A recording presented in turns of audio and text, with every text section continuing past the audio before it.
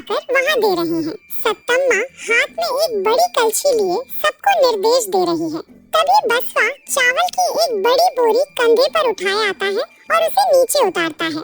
अरे ओ बसवा, क्या उस बोरी को ऐसे ही पटक दोगे? उसमें पत्थर नहीं, अन्नपूर्णा देवी है, थोड़ा धीरे से नहीं उतार सकते? सुबह सुबह ही शुरू हो गई सत्तम्मा। बोरी का वजन मेरे कंधे को पता है। आज मैं अपने खेत में उगे नए चावल लाया हूँ।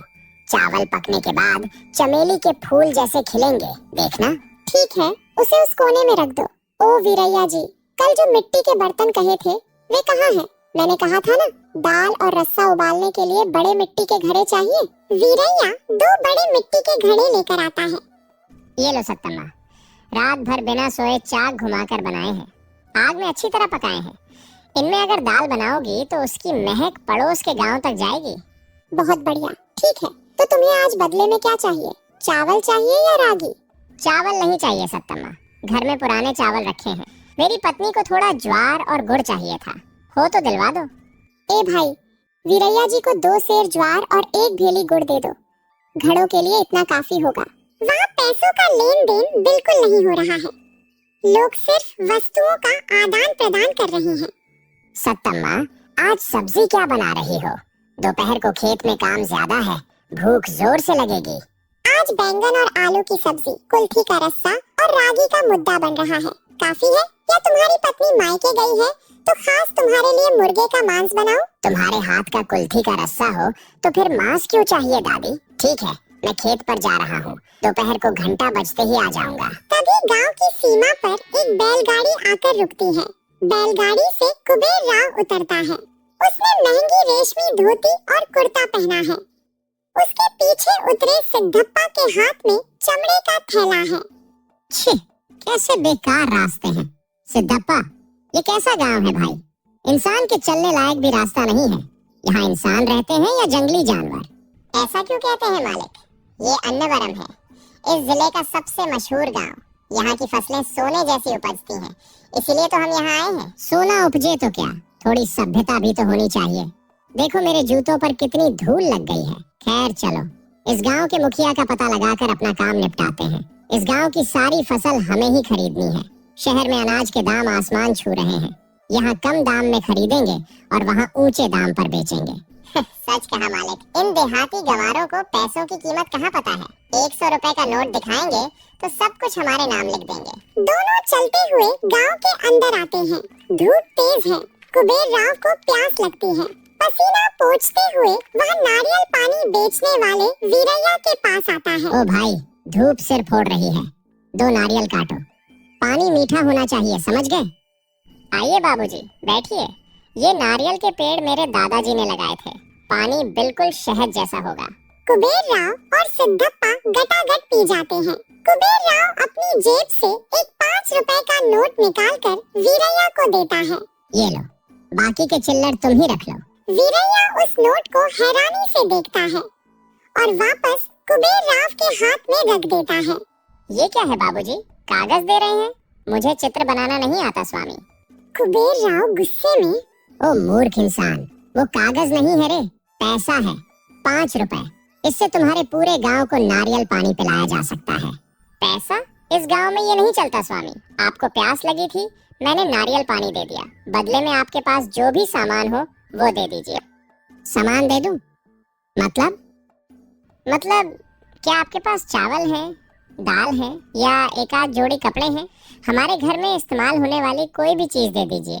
ये कागज हमारे किस काम के? इन्हें चूल्हे में डालेंगे तो आग भी नहीं जलेगी। ए, पता है किससे बात कर रहे हो? शहर के बड़े जमींदार हैं। इस कागज को ले जाकर शहर में कुछ भी खरीद सकते हो। तो शहर जाकर ही खरीद लेना स्वामी, यहाँ तो चीज के बदले चीज ही मिलती है। अगर आपके पास सामान नहीं है तो कोई बात नहीं, प्यासे को पानी पिलाना हमारा धर्म है, जाइए। कुबेर राव को बहुत अपमान महसूस होता है। सिद्धप्पा, देखा इसका घमंड, एक तो भिखारी और ऊपर से धर्म की बातें कर रहा है। चलो उस धर्मा रायडू के पास चलते हैं, उसे पैसों की कीमत जरूर पता होगी। वीरैया उस नोट को नीचे से उठाकर बगल में रखे कूड़ेदान में डाल देता है। कुबेर राव यह देखकर गुस्से से लाल हो जाता है। धर्मा रायडू तार के पत्तों वाली चटाई पर बैठकर गांव वालों से बात कर रहे हैं। कुबेर राव सीधे आकर कुर्सी पर बैठना चाहता है, लेकिन वहाँ कुर्सियाँ नहीं है, सब नीचे ही बैठे हैं। आइए बाबू आइए, आप किसी और गांव के लगते हैं। नीचे चटाई है, बैठ जाइए। मैं कुबेर राव हूँ, शहर का एक बहुत बड़ा व्यापारी। मुझे नीचे बैठने की आदत नहीं है। सिद्धप्पा, वो थैला इधर लाओ। सिद्धप्पा थैला देता है। कुबेर राव उसमें से पैसों की गड्डियाँ निकालकर धर्मा रायडू के सामने रख देता है। देखो बुजुर्गवार, मुझे घुमा फिरा कर बात करना पसंद नहीं। इस गांव में पैदा हुआ सारा अनाज मुझे चाहिए। इसके बदले ये देखो, मैं इतना पैसा दे रहा हूँ जितना तुमने सपने में भी नहीं देखा होगा। धर्मा रायडू उस पैसे की तरफ एक नजर भी नहीं देखते। बसवा, इस साल बारिश कैसी रही? क्या तालाब भर गया? भर गया मुखिया जी, फसल कटाई के लिए तैयार है। मैं बात कर रहा हूँ और तुम उससे गप्पे लड़ाते हो। क्या ये पैसा दिखाई नहीं दे रहा? दिखाई दे रहा है बाबू, लेकिन जिस चीज की हमें जरूरत ही नहीं है। जरूरत नहीं है? पैसों की जरूरत किसे नहीं होती? क्या तुम सब पागल हो?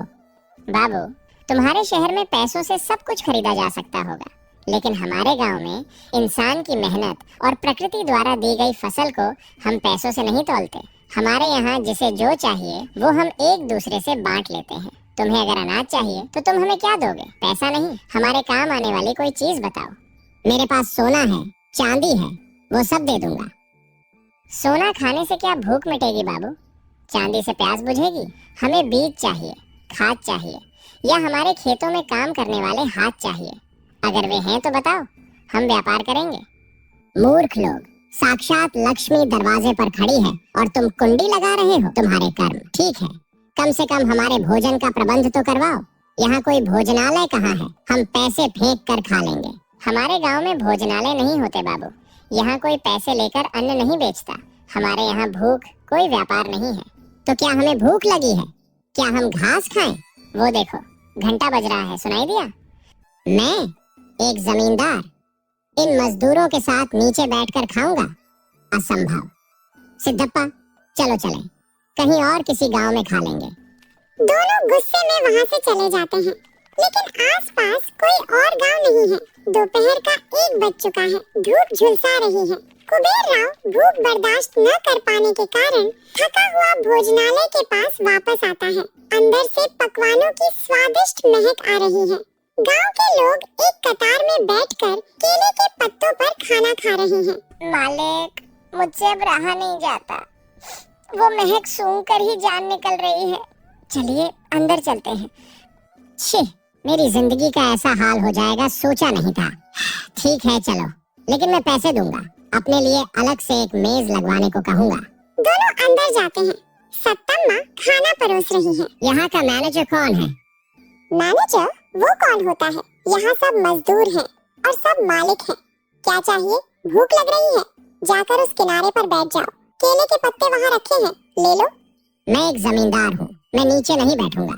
ये लो 100 रुपए, मेरे लिए एक कुर्सी लगाओ और अलग से खास तौर पर गर्मा गर्म खाना परोसो। क्या कहा? 100 रुपए? हे भगवान, कागज के इन टुकड़ों का मैं क्या करूंगी स्वामी? क्या इनसे चूल्हा जलाऊं? यहाँ का नियम एक ही है, भूख सबके लिए एक है और अन्न भी सबके लिए एक है। वहाँ बगल में देखो, वे जो बुजुर्ग बैठे हैं, वे इस गांव के मुखिया धर्मा रायडू हैं। वे भी नीचे बैठकर ही खा रहे हैं। तुम कितने भी बड़े जमींदार हो तो हमें क्या? खाना है तो पत्ता बिछाओ, वरना भूखे रहो। मालिक, मान जाइए मालिक, बैठ जाते हैं। कुबेर राव के पास कोई और रास्ता नहीं था। भूख के आगे उसका अहंकार टूट गया। वो धीरे से गया और अपनी रेशमी धोती खराब होने की परवाह किए बिना जमीन पर बैठ गया।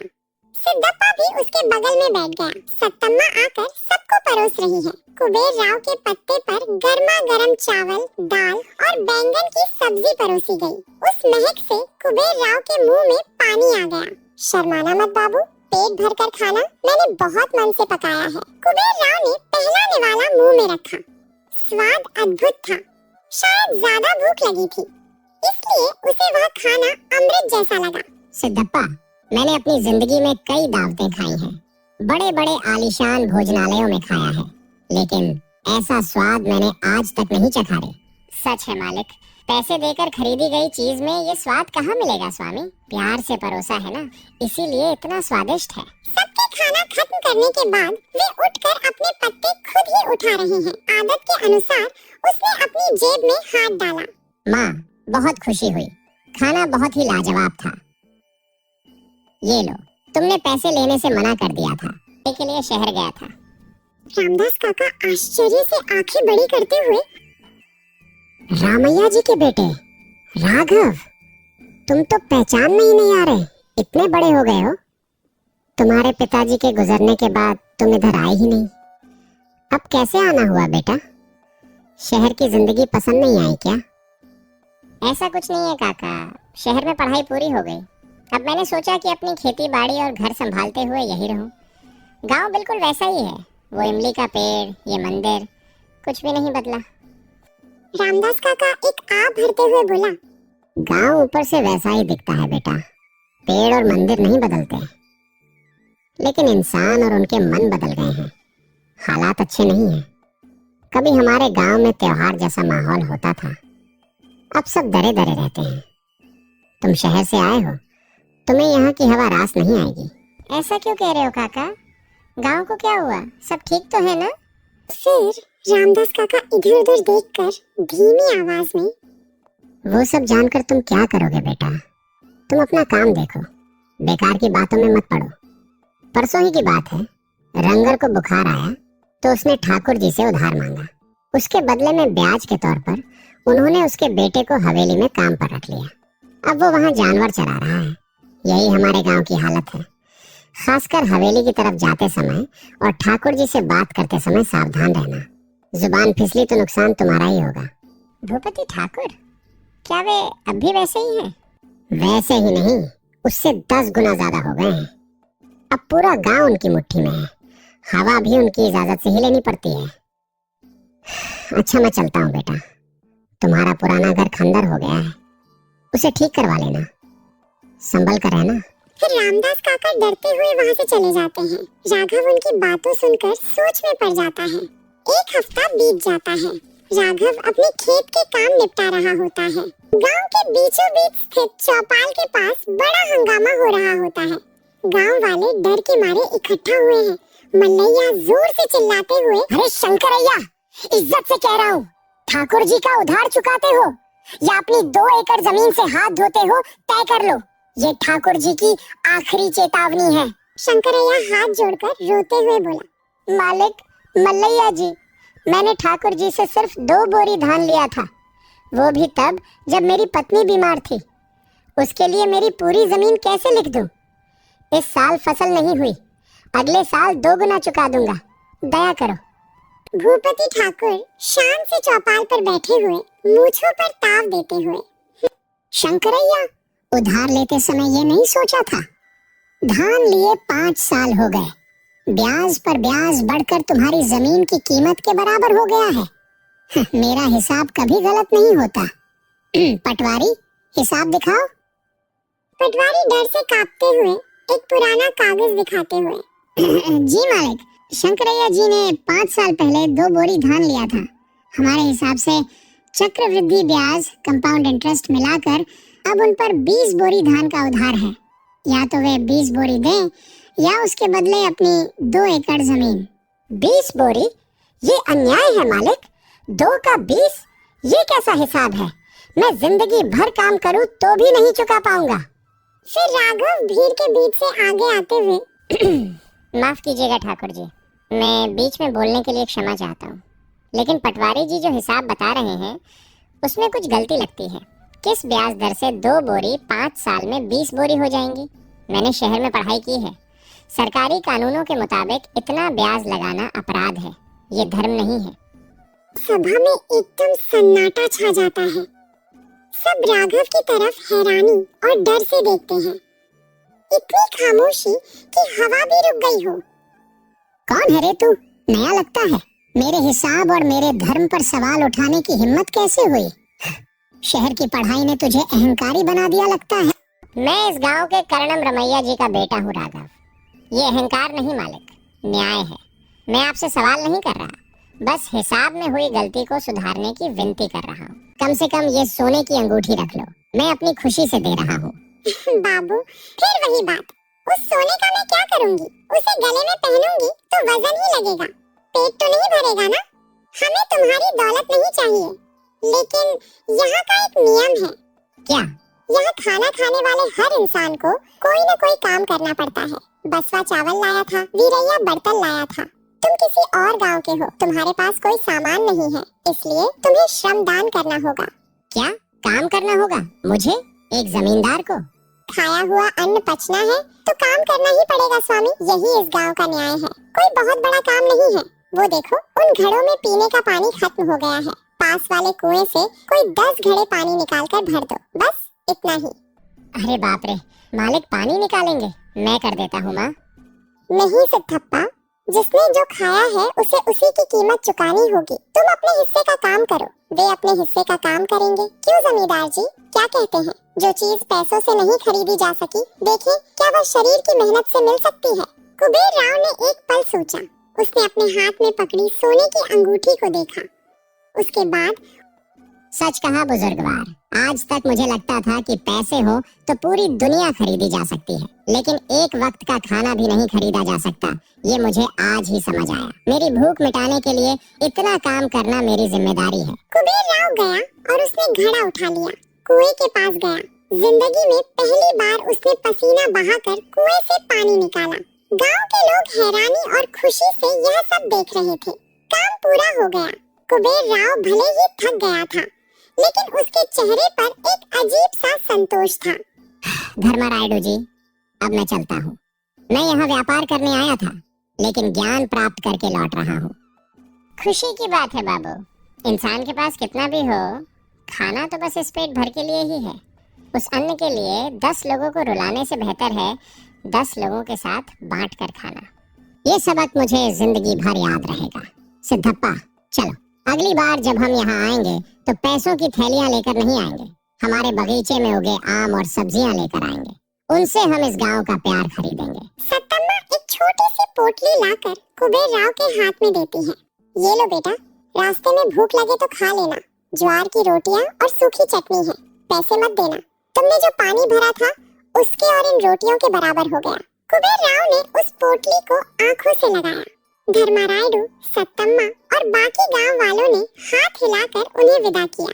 अन्नवरम नाम के अनुसार ही वह गांव सच में अन्नपूर्णा का निवास था। वहाँ रुपए पैसों की कोई अहमियत नहीं थी, लेकिन इंसान की अहमियत बढ़ गई थी। एक ऐसे गांव के रूप में जहाँ कोई भूखा नहीं सोता और जहाँ इंसानों के बीच कोई ऊंच नीच नहीं है। ये गांव इतिहास में अमर हो गया। रामापुरम गांव की सरहद पर एक बस गाड़ी धीरे धीरे प्रवेश करती है। गाड़ी से 25 साल का राघव नीचे उतरता है और गांव की मिट्टी की खुशबू लेते हुए चारों ओर देखता है। उसके चेहरे पर 10 साल पुरानी यादें तैर रही हैं। तभी खेत से आ रहे रामदास काका उसे देखकर रुक जाते हैं। कौन हो बेटा तुम? इस गांव में नए लग रहे हो। किसके घर जाना है बेटा? प्रणाम काका, मैं राघव हूँ, करणम रमैया जी का बेटा। 10 साल पहले पढ़ाई। शंकरैया जी गरीब आदमी है, अगर उनकी जमीन चली गई तो उनका परिवार सड़क पर आ जाएगा। भूपति ठाकुर घमंड से हंसते हुए, ओहो, शहर से पढ़कर मुझे नैतिकता सिखाने आए हो? इस गांव में मेरा शब्द ही शासन है, मेरा हिसाब ही धर्म है। पटवारी ने जो कहा वही आखिरी फैसला है। अगर तूने ज्यादा बोला तो तेरे खेत का हिसाब भी निकालना पड़ेगा, सावधान रहना। शंकरैया, तुझे 1 हफ्ते का समय देता हूँ। 20 बोरी धान चुकाओगे या खेत की चाबियां हवेली भेजोगे, तुम्हारी मर्जी। मल्लैया, सभा खत्म करो। ठाकुर उठकर चले जाते हैं। गांव वाले बिखर जाते हैं। शंकरैया वहीं गिरकर रोने लगता है। लक्ष्मी राघव की ओर कृतज्ञता से देखते हुए, बाबूजी, हमारे लिए बोलने का आपको बहुत पुण्य मिलेगा, लेकिन ठाकुर जी से पंगा मत लीजिए, वे बहुत क्रूर हैं, आपको कोई नुकसान पहुंचा सकते हैं। काका, आप डरिए मत, कोई ना कोई रास्ता जरूर निकलेगा। अगर अन्याय का सामना नहीं करेंगे तो वो हमें जीने नहीं देगा।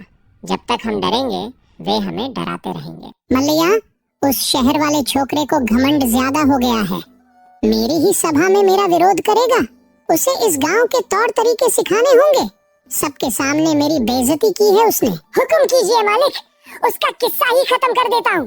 एक ही बार में शहर बाँट जाएगा। नहीं, वो पढ़ा लिखा है, चुप नहीं बैठेगा। उसे चोट पहुंचाओ, लेकिन हमारा हाथ नहीं दिखना चाहिए। उसके पास 5 एकड़ जमीन है ना? जी मालिक।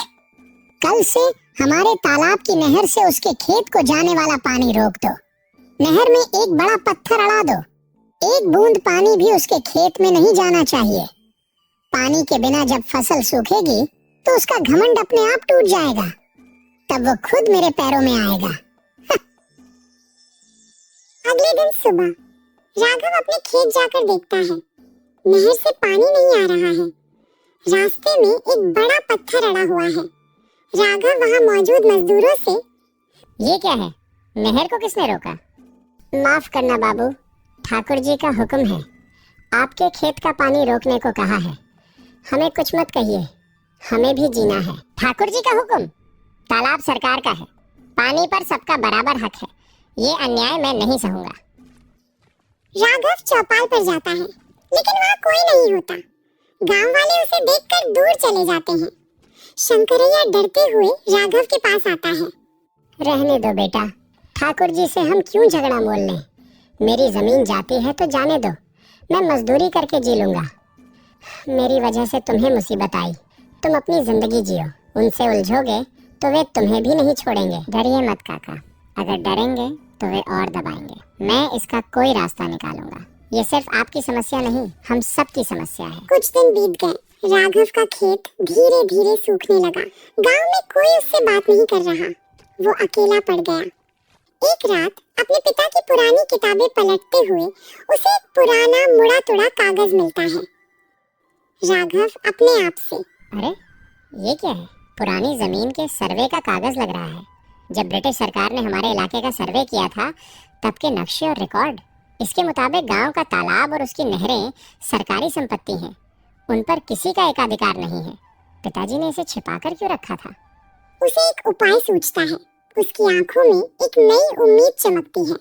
राघव अपने आप से, भूपति ठाकुर सिर्फ इस गांव के राजा हैं, लेकिन उनसे बड़े अधिकारी भी हैं। जिला कलेक्टर साहब हैं। मुझे ये कागजात लेकर शहर जाना चाहिए और कलेक्टर साहब से शिकायत करनी चाहिए। भूपति ठाकुर द्वारा किए जा रहे अन्याय और पटवारी के गलत हिसाब का पर्दाफाश करना होगा। कानून अपना काम करेगा, यही सही रास्ता है। उस रात किसी को बताए बिना राघव शहर जाने के लिए तैयार होता है। लक्ष्मी ये देखकर एक छोटी पोटली में रोटियां बांध कर लाती है। अरे बाबूजी, कहाँ जा रहे हो? गांव छोड़कर जा रहे हैं क्या? नहीं लक्ष्मी, भागने के लिए नहीं, लड़ने के लिए जा रहा हूँ, न्याय के लिए जा रहा हूँ। यहाँ जो न्याय नहीं मिला शायद शहर में मिल जाए। रास्ते में भूख लगेगी, रख लीजिए। भगवान आपका साथ दे। आप जो कर रहे हैं वो सिर्फ हमारे लिए नहीं, पूरे गांव के लिए है। संभल कर जाइएगा, हम सब आपका इंतजार करेंगे। राघव उसकी आंखों में देखते हुए बोला, जी जरूर, मैं वापस आऊंगा और न्याय लेकर ही आऊंगा। 3 हफ्ते बीत गए, राघव का कोई पता नहीं। ठाकुर हंस रहा था कि वो डरकर भाग गया। गांव वाले निराश हो गए। शंकरैया की जमीन ठाकुर के कब्जे में चली गई। एक दिन दोपहर में गांव में एक सरकारी जीप आती है। उससे राघव, उसके साथ एक सरकारी अधिकारी और 2 सर्वेयर नाप जोक करने वाले उतरते हैं। ये खबर सुनकर भूपति ठाकुर हैरान रह जाता है। चौपाल पर फिर से सभा जुटी है, लेकिन इस बार ठाकुर के बगल में सरकारी अमीन बैठे हैं। रामापुरम गांव के लोगों, इस गांव की जमीनों और तालाब को लेकर कुछ शिकायतें मिली हैं। उनकी जांच के लिए जिला कलेक्टर साहब ने मुझे भेजा है। राघव जी, अपनी शिकायत बताइए। सर, शंकरैया जी की 2 एकड़ जमीन भूपति ठाकुर जी ने गलत ब्याज के हिसाब से अन्याय पूर्वक हड़प ली है। साथ ही मेरे खेत को आने वाला पानी भी रोक दिया है। इस गांव में कई सालों से ऐसे अन्याय हो रहे हैं। झूठ! ये सब मनगढ़ंत कहानियां हैं। ये मुझसे दुश्मनी के कारण ऐसा कह रहा है। ठाकुर जी, आपके पास जो हिसाब और कागजात हैं दिखाइए। पटवारी, आप अपने रिकॉर्ड लाइए। पटवारी डरते डरते रिकॉर्ड दिखाता है। अमीन उनकी तुलना राघव द्वारा लाए गए पुराने सरकारी सर्वे कागजों से करते हैं। अमीन पटवारी से कहा, ये सारा हिसाब गलतियों से भरा है। सरकारी रिकॉर्ड के मुताबिक शंकरैया के खेत की सीमाएं अलग है। तालाब की नहर सबकी साझा संपत्ति है, उसे रोकने का हक किसी को नहीं है। ठाकुर जी, आपने जो चक्रवृद्धि ब्याज वसूला है वो गैर कानूनी है। भूपति ठाकुर का चेहरा काला पड़ जाता है। उन्हें समझ आ जाता है कि एक बाहरी अधिकारी के सामने उनकी सत्ता नहीं चलेगी। शंकरैया जी का खेत उन्हीं का रहेगा। उन्हें सिर्फ मूल रकम चुकानी होगी, वो भी फसल कटने के बाद। राघव जी के खेत के लिए पानी तुरंत छोड़ा जाए। कलेक्टर साहब का आदेश है कि इस गांव की सभी जमीनों का फिर से सर्वे किया जाए। ठाकुर जी, सरकारी कानूनों का उल्लंघन करने के लिए आपको तहसीलदार के दफ्तर में स्पष्टीकरण देना होगा। गांव वालों के चेहरों पर खुशी और आश्चर्य है। वे धीरे धीरे अपना डर छोड़कर राघव की ओर सम्मान से देखने लगते हैं। अमीन और अधिकारी चले जाते हैं। गांव वाले राघव को घेर लेते हैं। माफ करना बेटा, हमने तुम्हें अकेला छोड़ दिया था। तुमने हमारी आंखें खोल दी। तुम भगवान हो बेटा, तुमने मेरे परिवार को बचा लिया। कुछ महीने बीत गए। राघव की मदद से गांव वालों में बहुत बदलाव आया। सरकारी अधिकारियों ने आकर जमीनों का सर्वे किया और बहुत से लोगों को उनका असली हक वापस दिलाया। इसी बीच सरकार ने ग्राम पंचायत चुनावों की घोषणा कर दी। मल्लैया, सुना तुमने? सरपंच के चुनाव हैं। मेरी किस्मत फिर मेरा दरवाजा खटखटा रही है। ये लोग खुश हो रहे थे कि सत्ता मेरे हाथ से चली गई। अब मैं दिखाऊंगा कि मेरी ताकत क्या है। इस गांव का सरपंच पद मेरा है। मेरे बाप दादाओं के जमाने से ये गांव हमारा है। कौन मेरे खिलाफ खड़ा होगा? सच है मालिक, आपके सामने खड़ा होने वाला मर्द इस गांव में कोई नहीं है। सबको आपके पैरों में ही रहना होगा। लेकिन वो राघव जो है ना, उसने गांव वालों में बेकार की हिम्मत भर दी है। उसका कुछ करना होगा। सुना बेटा राघव, गांव में सरपंच के चुनाव हैं। इस बार तुम्हें ही खड़ा होना होगा। पूरे गांव को उस ठाकुर की गुलामी से आजाद कराना है। नहीं काका, मुझे इन पदों से क्या लेना। मैं सत्ता के लिए नहीं आया। हम सब मिलकर गांव को सुधार लें, बस इतना काफी है। मुझे ये राजनीति नहीं आती। तुम्हें राजनीति नहीं आती होगी बेटा, पर तुम्हें न्याय आता है। बस वही काफी है। हाँ बाबूजी, जुल्म का सामना करने के लिए सत्ता भी एक हथियार है। अगर ठाकुर के हाथ में सत्ता रही तो वो हमें बर्बाद कर देगा। वही सत्ता अगर आप जैसे अच्छे इंसान के हाथ में होगी तो वो हमारी रक्षा करेगी। ये आपके लिए नहीं, हमारे लिए, इस गांव के भविष्य के लिए है। आपको हमारे लिए खड़ा होना होगा।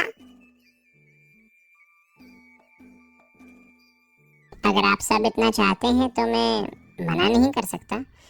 ठीक है, मैं चुनाव लड़ूंगा, लेकिन मेरे पास पैसा नहीं है।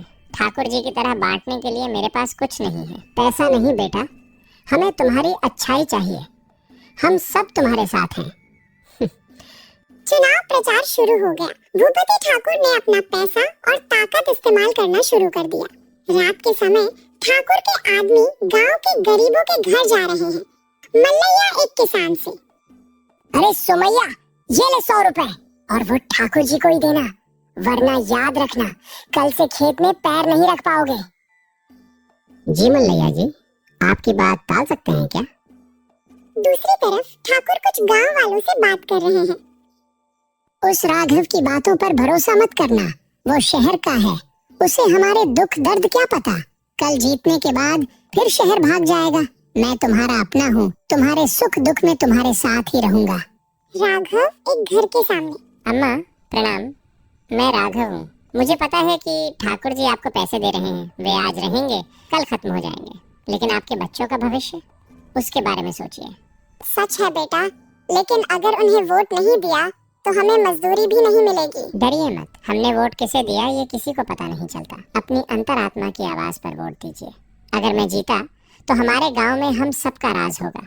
हम एक सहकारी समिति बनाएंगे, कम ब्याज पर कर्ज देंगे, बंद पड़े हमारे स्कूल को फिर से खुलवाएंगे। आपके बच्चों को हवेली में जानवर नहीं, स्कूल में किताबें पकड़नी चाहिए। देखिए दीदी, बहना, अब हमें डरना नहीं चाहिए। क्या ठाकुर जी की दी हुई साड़ी के लिए हम अपनी जिंदगी गिरवी रख दें? राघव जी हम जैसों के लिए खड़े हुए हैं। चुनाव का दिन। गांव के स्कूल में पोलिंग बूथ है। सुबह से ही तनाव का माहौल है। मल्लैया और ठाकुर के आदमी पोलिंग बूथ के बाहर खड़े होकर वोटरों को डरा रहे हैं। मल्लैया वोट डालने जा रहे हैं एक किसान से। क्यों रे रामलू, याद है ना वोट किसे देना है? अंदर भगवान देख रहा है, गलती की तो तेरे परिवार का ही बुरा होगा। शाम को वोटों की गिनती होती है। शुरुआत में भूपति ठाकुर आगे रहते हैं, लेकिन अंत में राघव थोड़े से अंतर से जीत जाता है।